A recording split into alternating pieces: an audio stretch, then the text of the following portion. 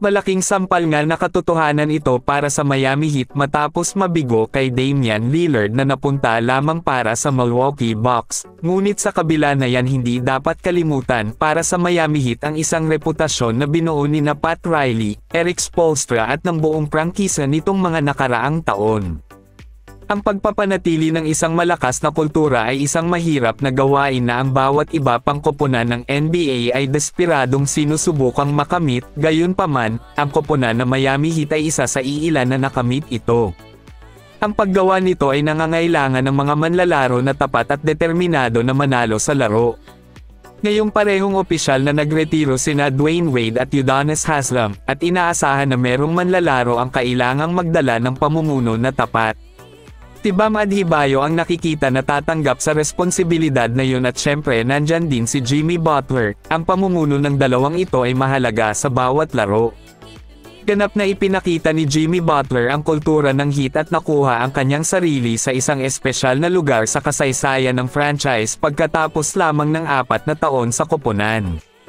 Nakatadhana na si Bam Adebayo ang mamumuno sa pangkat na ito. Na-draft siya sa Heat noong 2017, walang alinlangan na isa sa mga haligi ng prangkisa. Patuloy niyang tinataas ang kanyang laro na nag-average ng 20.4 points at 9.2 rebounds noong nakaraang season at halos double-double sa 2023 NBA playoffs. Sa madaling salita, hindi nanalo ang Miami Heat sa Eastern Conference ng 2 beses sa huling 3 taon nito kung wala itong umuusbong na pinuno. Naging malungkot na parang isang matinding suntok ang inabot ng Golden State Warriors nang bumagsak ang forward na si Draymond Green dahil sa ankle injury noong nakaraang linggo sa isang pick-up game.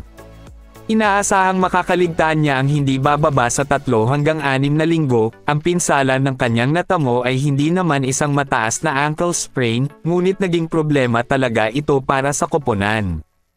Nagsalita si Green tungkol sa pinsala noong Sabado na nagsasabing kahit ang MRI daw ay hindi agad nakikita ang takbo ng kanyang injury.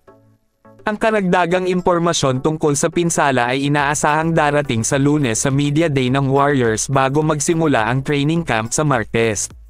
Dumating ang kanyang injury 1 linggo bago ang unang preseason game ng Warriors laban sa Los Angeles Lakers. Malamang na makaligtaan ni Green ang buong preseason ng Warriors habang nagpapagaling sa kanyang injury. Inaasahan na babalik siya sa oras na magsimula ang regular sa October 24 o sa ilang sandali matapos itong pagpapagaling niya. Gayunpaman, hindi madadaliin ng koponan ang 33 anyos na pabalikin siya agad mula sa injury. Pinirmahan ng Warriors si Draymond Green sa isang 4 na taon, sa halagang $100 million na extension ng kontrata nitong nakaraang summer at nilinaw na gusto siya sa mahabang panahon ngayong season ng higit pa kaysa sa mga unang laro. Ang pangunahing layunin ng Warriors ngayon sa 2023 hanggang 2024 season ay makakuha pa rin ang kanilang ika-5 NBA championship.